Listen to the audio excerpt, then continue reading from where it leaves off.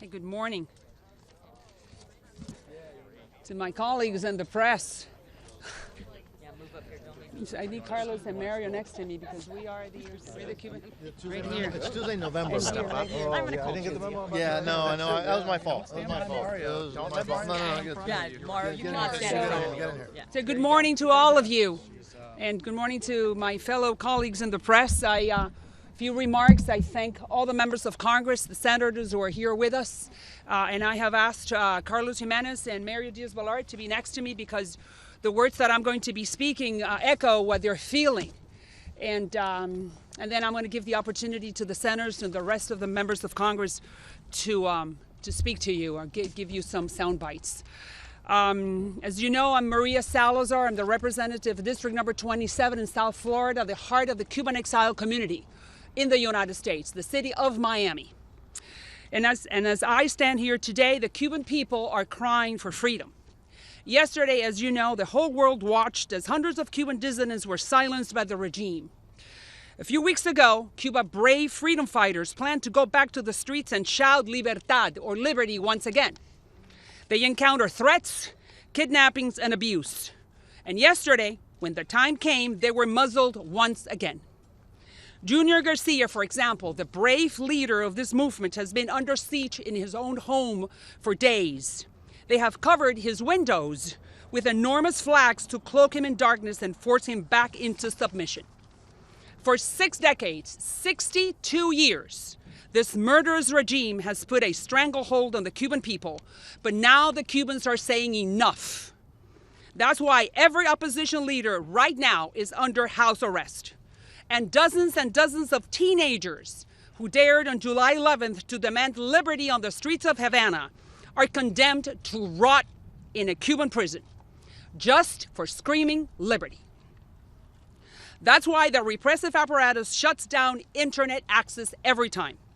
So the world won't see what they're doing to their own people. For months, the Cuban people have done their part. Now we, the United States, we must do ours. This country is the shining light of democracy in a sea of darkness that engulfs the Cubans for 60 years. But when they took to the streets in July, as I said, the Biden administration was all talk and no action. As the Congresswoman of the city of Miami, as I said, the heart of the Cuban exile community, the city of Miami, I am asking the White House once again, one thing and only one thing. Turn on the internet. Put your money where your mouth is. The technology we know is out there. Do the due diligence.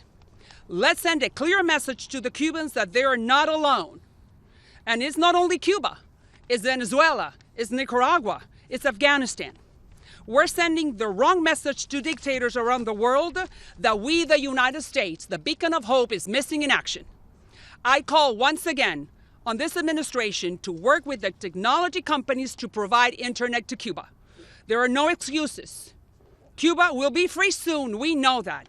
The Castro's days are numbered, and they know it. The regime knows that their days are numbered.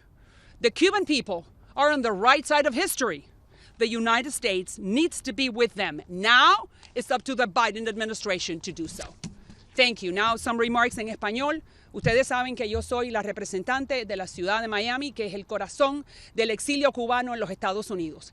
Y estamos aquí para denunciar lo que el régimen cubano hizo ayer de meter a todo el mundo que quería salir a las calles presos. Todos están presos. Pero nosotros estamos aquí ayudando y soportando y dándole énfasis y dándole una voz de esperanza a esos cubanos que están presos, que no están solos. Por eso le estamos pidiendo a la administración del presidente Biden una vez más, y yo lo he hecho muchas veces, que prenda el internet, que llame a las compañías que tienen la tecnología de hacer que el internet se pueda subir en Cuba cuando ETETSA lo tumbe.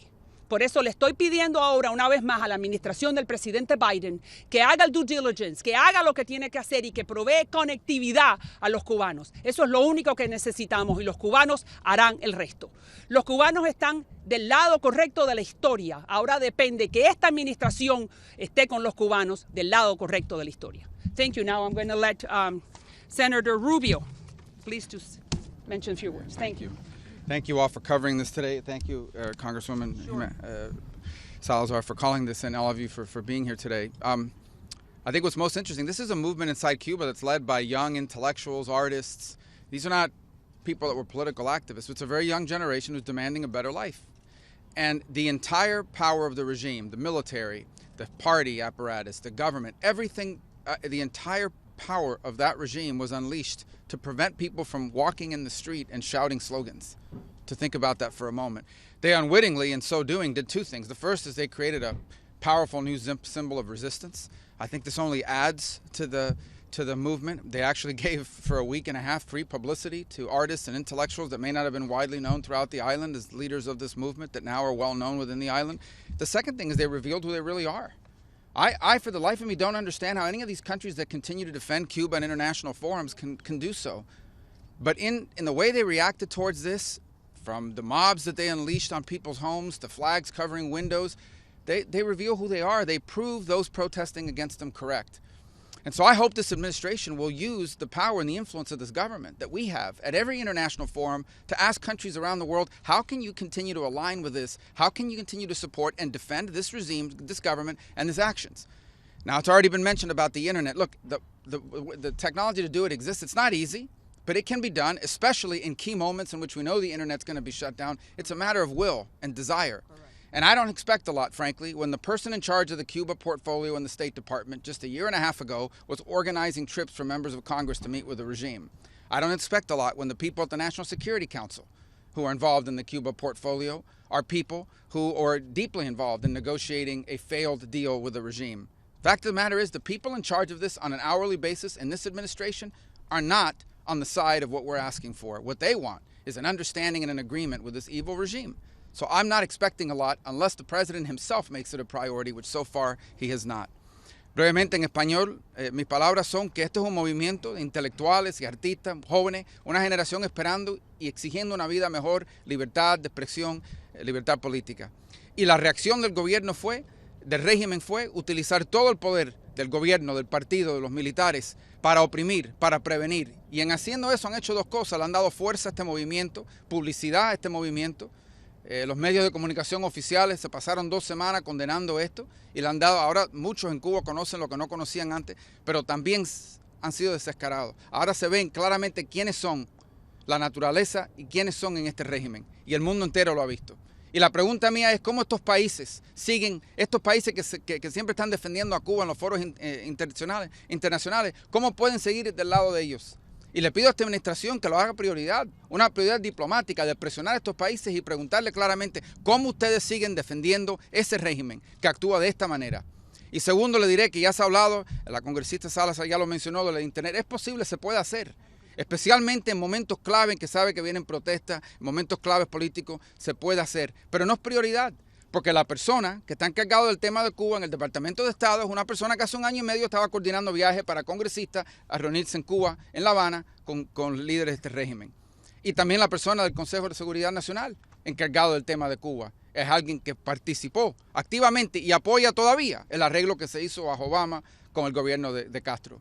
Así que, en fin, les pido, no espero mucho de esta administración si el presidente Biden no convierte el tema de Cuba en una prioridad personal. And now let me recognize my colleague, Senator Scott. All right, thanks everybody for being here today. So here's what we've got. We've got the Cuban people standing up. What should be happening is the United States should be their partner and stand up for freedom and democracy. The international community should show up. I mean, they like democracy in Europe. Why don't they support democracy in Cuba? Why don't they care about the Cuban people? The point should be that we all stand together for democracy and freedom for the Cuban people. So what we've got now is the regime of Diaz-Canel and Castro. They're kidnapping activists, leaders from UNPACO, the San Isidro movement, ladies in white. They're attacking and killing peaceful protesters. We should be talking about this every day. It should be on television every day. If we had a president that cared about this, it would be on television. We all would know about it. Every American would know about it. We've got 1,200 Cubans that have been unjustly arrested by the illegitimate Castro regime. This has to stop. Marco Rubio and I have introduced 2 bills. Democracia Act, which is going to implement severe sanctions about anybody that's helping the Castro regime, and the Patria Vida Act to ensure those fighting for freedom and democracy have internet access. They can do it. The State Department told me that they could do it and they would work on it back in July. They have done absolutely nothing. In contrast, I have three things that the Biden administration should do. One, denounce the unlawful detentions of peaceful protesters in Cuba today. Show up, do your job. The White House has the biggest pulpit in this country, in the world. Do something with it. Shut down the illegitimate Cuban embassy. Why do we have a Cuban embassy right here in Washington, D.C.? It doesn't belong here. And third, we have the technology. Do your job. Get the internet back on. This should happen. We have to stand with the Cuban people. We have to stand with Cuba, Venezuela, Nicaragua. Why wouldn't we? El pueblo de Cuba no están solos. Estoy con ustedes en esta lucha. La Florida está con ustedes en esta lucha. Los Estados Unidos, sin Joe Biden, están con ustedes en esta lucha. La libertad de Cuba está más cerca que nunca y no vamos a parar hasta que veamos un nuevo día de libertad, democracia y patria y vida in Cuba. Now I'm going to introduce Mario. So when I got elected back in 2010, Mario was one of the individuals, along with his brother and Ileana, that was unbelievable support in why we did well with the Cuban vote. And I want to thank Mario for what he's done and what he does to fight for freedom every day. Thank you, Senator. Thank you. Indeed, yes. Good morning. Let me first, by the way, start by, well, Maria Elvira, thank you for bringing us together. Sure. But let me start by thanking all the members of the press. Yes. There's been a change, by the way. You know, all the reports before the Cubans hit the street were about quaint cars. And very few reports about human rights violations, about political prisoners. But I want to thank the members of the press because that's starting to change. The reality of the Orwellian situation that the Cubans are experiencing is starting to be reported by the press in the United States and by the press internationally. So I'm grateful for all of you who are here today and members of the press. I don't want to repeat what's already been said. This administration, this president, could immediately, if he wants to, have a situation where the Cuban people can communicate among themselves via a type of internet. That the private sector can do it with the help of the administration, and the administration, the government, the U.S. government, could do it unilaterally, immediately. All that is required is for the President of the United States to say, let's do it. And yet, he has refused to even do that. Number two, you've heard. You know, it's about time that the United States, that President Biden used the full force of the diplomatic force of the United States to start shaming and pressuring countries that are helping the regime while that regime is imprisoning and murdering people as we speak for the simple fact that they want freedom and they're asking for their freedom. Lastly, not only is President Biden missing in action, but look at what he's actually done. If you look at deeds, not words. In this moment, please keep in mind that in this moment, the Democratic leadership in Congress and the President both are pushing to reduce funding for broadcasting into Cuba. So no efforts to help the Cubans communicate, and then trying to cut the funds for broadcasting into Cuba. That is the shameful record of this president and this administration. So we are respectfully but aggressively asking this president to stand on the right side of history, to stand on principle, that principle of freedom, and stand with the Cuban people, something that as of now he's refused to do. Muy brevemente, primero, gracias María Elvira Salazar por tu liderazgo y por convocarnos esta mañana, y gracias a mis colegas y gracias a los miembros de la prensa. Porque estamos viendo que tradicionalmente en los Estados Unidos lo único que se veía en la prensa sobre Cuba eran los automóviles antiguos y que, mira qué bonito, qué agradable los automóviles antiguos.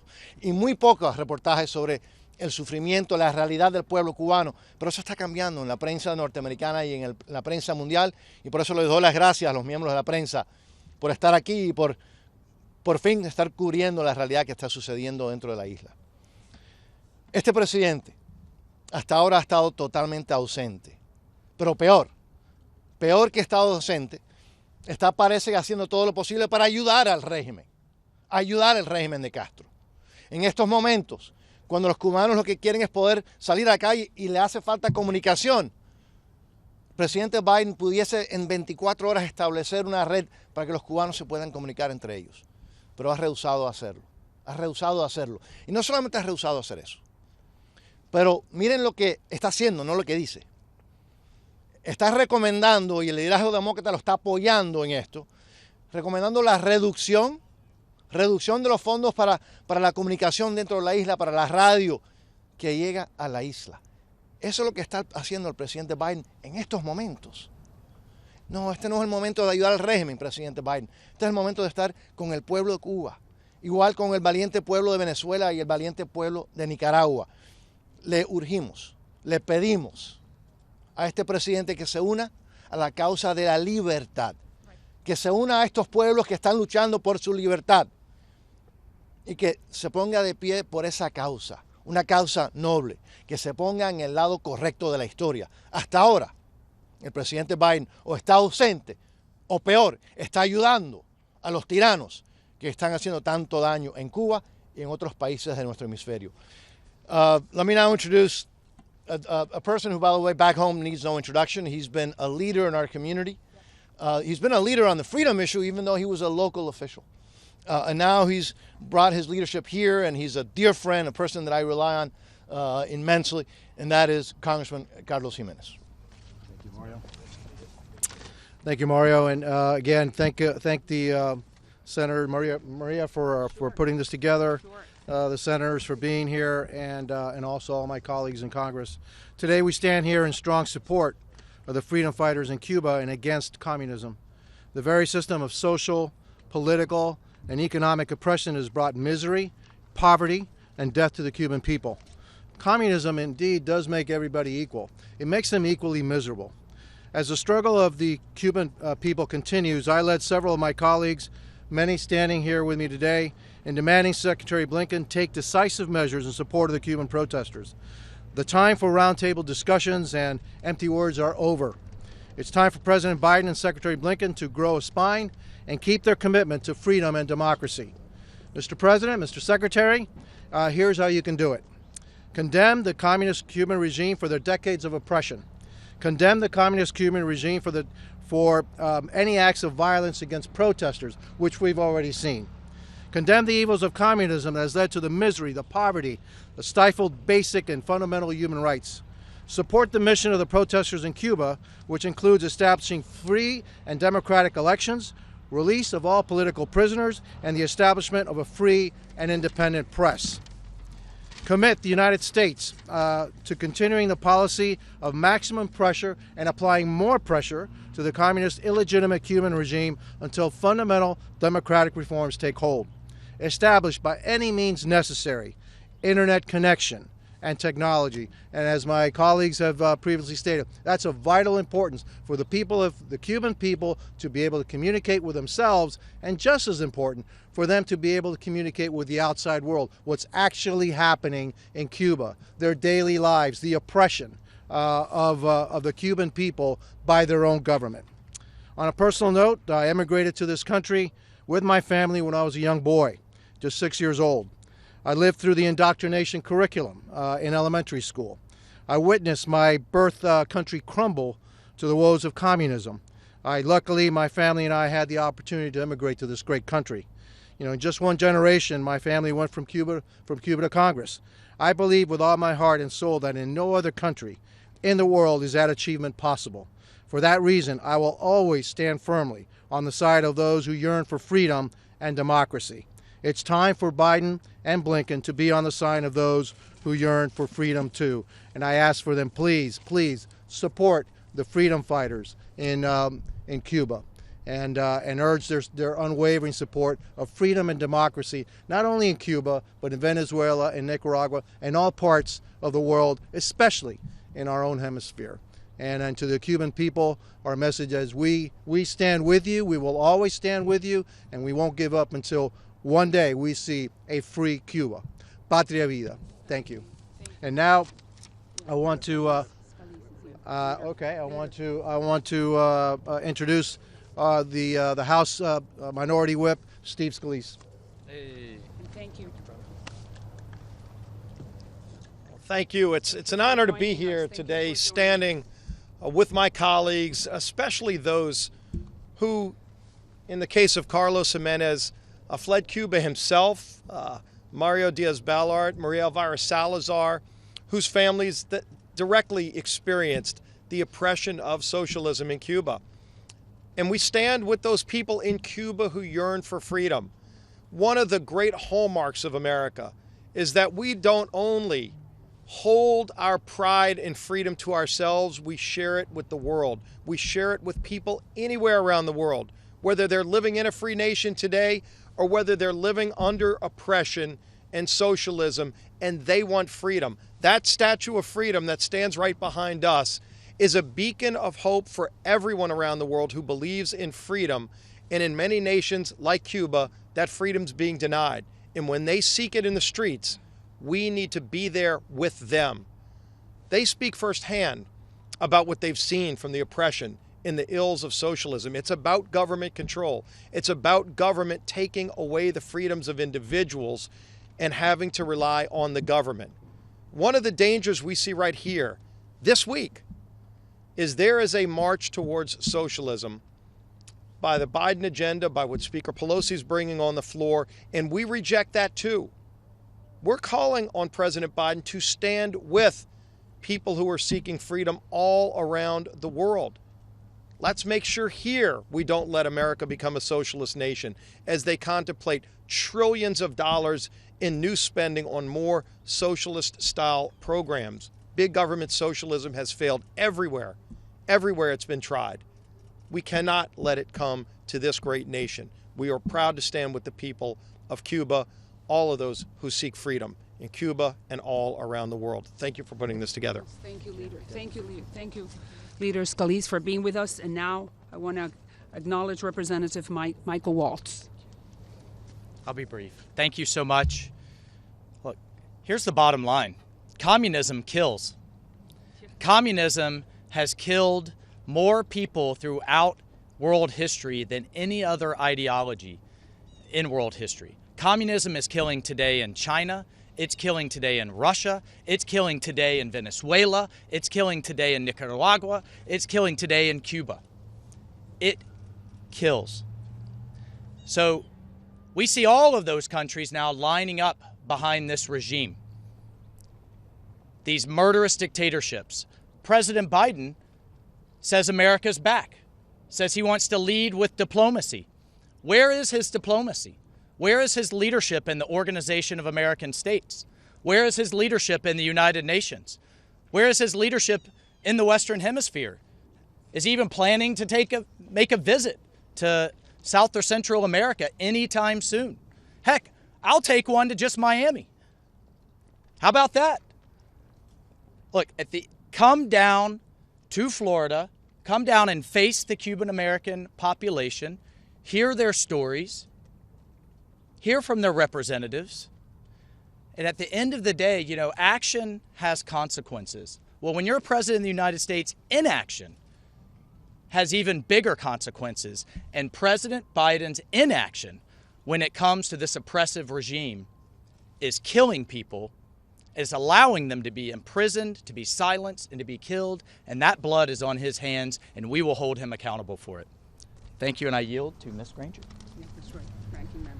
Thank you. It's really an honor to be here in solidarity with the courageous people of Cuba. As a member of Leader McCarthy's Cuba advisory team, I've been closely following events at this island. Yesterday, Cubans took to the streets to demand a better life. They demanded an end to the tyranny and repression from the Communist Party at the people's expense. They demanded freedom. Their actions were peaceful, but the government's response was not. Instead of being heard by the regime, they were suppressed and detained. Sadly, it's not the first or the last time we will be witnessing this oppression. While the Cuban people demonstrate in historic numbers against communist tyranny and corruption, we in the United States must stand behind them.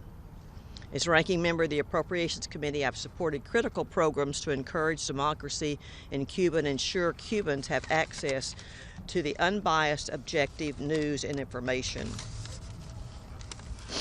The programs must be successfully and sufficiently funded. They must also be part of a comprehensive maximum pressure campaign to encourage the regime to transition to democracy.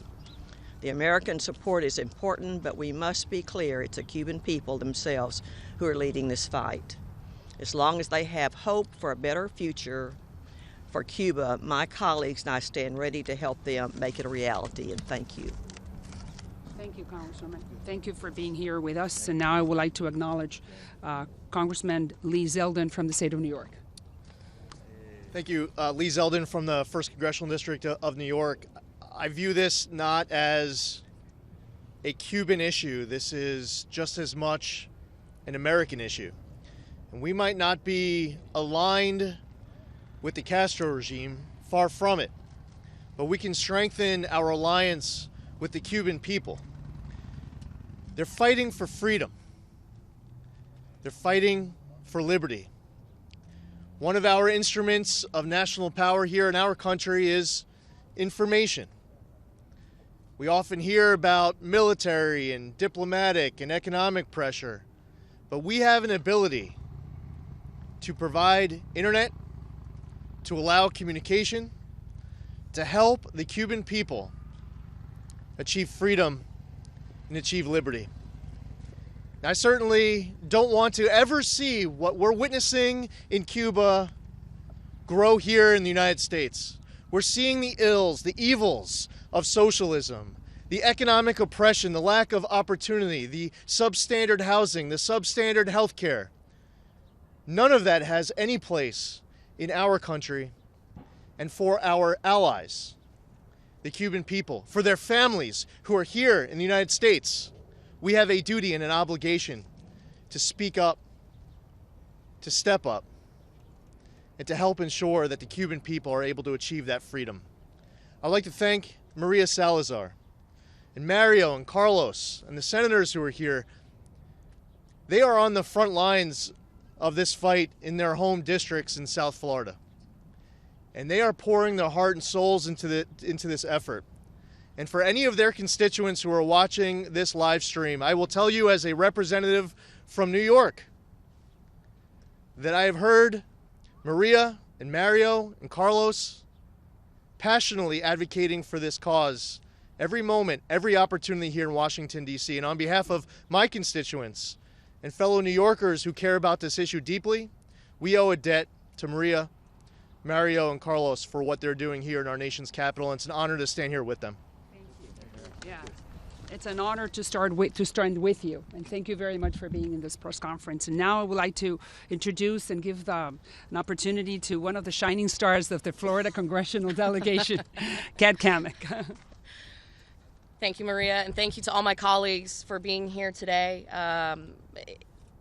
Not just as a representative from the Sunshine State, a state which is home to more than 60% of the Cuban American population in America today, but as an American, a freedom-loving American, I have a simple message.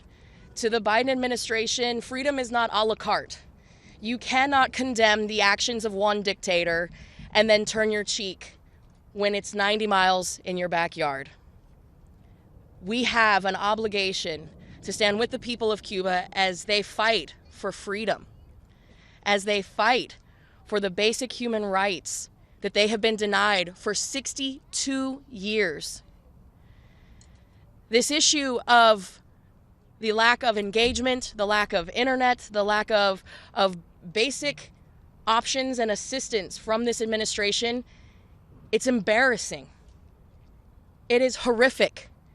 And this administration continues indirectly to support a regime that has denied the rights of so many.